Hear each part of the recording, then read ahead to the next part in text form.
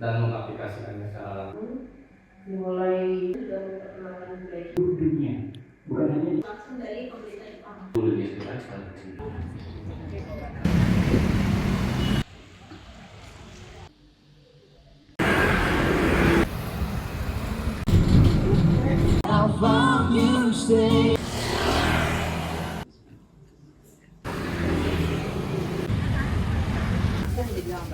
Ibu ini singkong apa?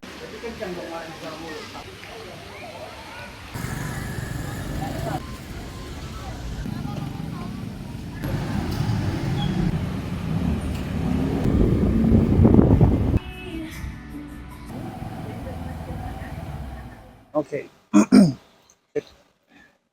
Hey, halo semua, apa kabarnya?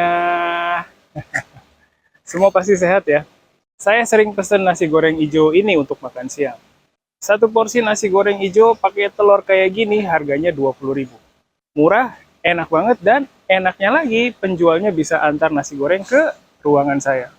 Terus kadang saya dapat bonus dari penjualnya. Kadang dapat tahu goreng atau tempe goreng. Kata penjualnya, bonus gorengan itu dikasih kalau lagi ada aja. Jadi, nggak setiap hari penjualnya kasih bonus. Oh ya, penjualnya dipanggil Pak D dan Bude. Pak D dan Bude ini bahasa Jawa, artinya paman dan bibi. Mereka udah lama banget jualan di kantin.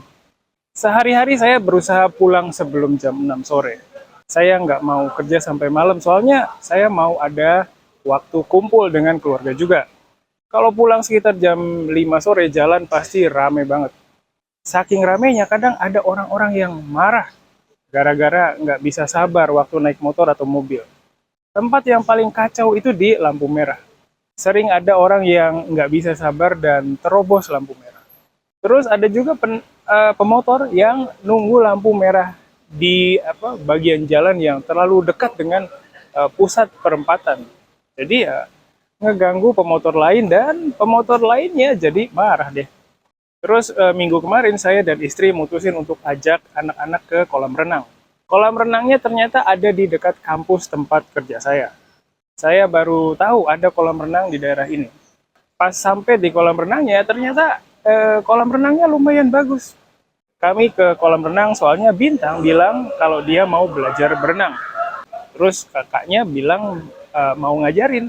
Biasanya saya selalu bawa kerjaan kalau lagi jalan-jalan sama keluarga. Tapi hari itu saya udah capek banget, jadi mutusin untuk nggak kerja. Kami sampai di kolam renang jam 7 pagi dan kolamnya udah lumayan penuh loh.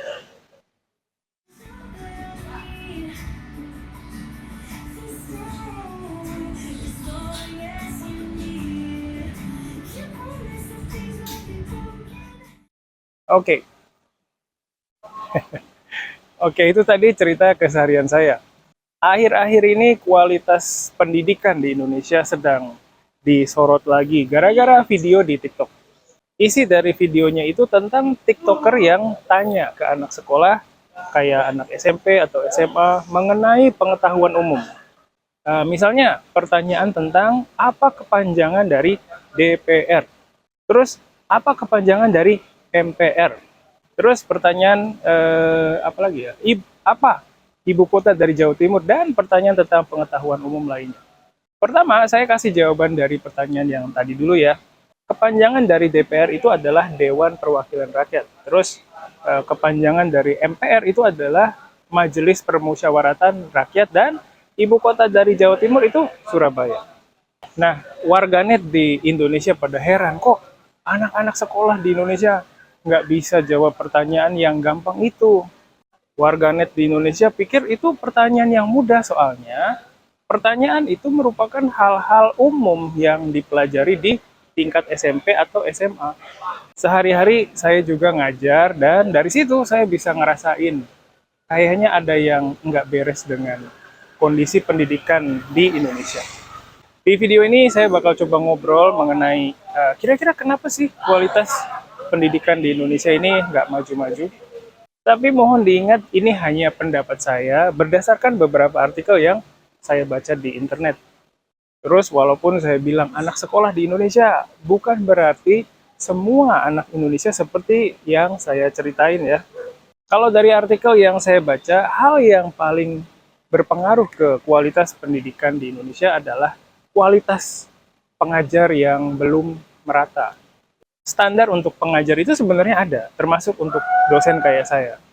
Sebelum jadi dosen, ada beberapa tes yang harus saya kerjakan, dan setelah lulus tes itu, baru saya bisa dapat sertifikat untuk mengajar.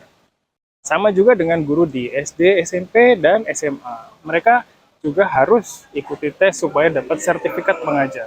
Terus pemerintah juga sering adain pelatihan untuk guru atau dosen, tapi ya hasilnya masih belum kelihatan. Kalau jadi guru di sekolah atau universitas negeri, ada kemungkinan guru itu bisa jadi pegawai negeri sipil. Nah, ada juga orang yang cuma mau jadi pegawai negeri sipil atau PNS, karena kalau jadi PNS mereka bisa dapat gaji yang stabil dan bisa dapat uang pensiun. Bukan cuma guru, dosen kayak saya juga banyak yang kinerjanya kurang bagus, termasuk saya. Kalau dosen itu selain mengajar, kami juga harus meneliti. Nah, kualitas penelitian di Indonesia juga masih kurang, terutama di bidang humaniora. Saya juga adain penelitian sih tiap tahun, tapi ya belum bisa buat penelitian yang bisa terbit di jurnal internasional. Tapi kenapa kualitas guru dan dosen di Indonesia kurang bagus juga ada sebabnya. Katanya guru dan dosen itu banyak dibebani kerjaan administratif juga. Kayaknya hal kayak gini juga ada di Jepang ya. Untuk kalian yang berprofesi sebagai pengajar, kasih tahu dong suka dukanya. Hal lain yang katanya berpengaruh ke kualitas pendidikan Indonesia adalah masalah kurikulum. Kurikulum di Indonesia terutama untuk pendidikan di tingkat SD, SMP, dan SMA itu sering berubah. Emang sih, kurikulum itu perlu dikaji dan diperbaiki secara berkesinambungan. Tapi kadang perubahan isi kurikulum di Indonesia itu nggak sebanding dengan kemampuan mengajar gurunya. Kurikulumnya mungkin jadi lebih baik, tapi guru yang menjalankan kurikulum itu apa sudah siap dan mampu pakai kurikulum yang baru? Nah, ini mungkin perlu dicek lagi. Anak saya yang paling kecil sekarang di kelas 3 SD. Kalau ada tugas dari gurunya, kadang bukan anaknya yang repot, tapi bapak ibunya. Saya dan istri berusaha supaya anak bisa kerjakan tugasnya sendiri. Ya, sebisanya aja. Hasilnya kurang bagus juga nggak apa-apa. Tapi banyak juga orang tua yang kerjain tugas anaknya loh.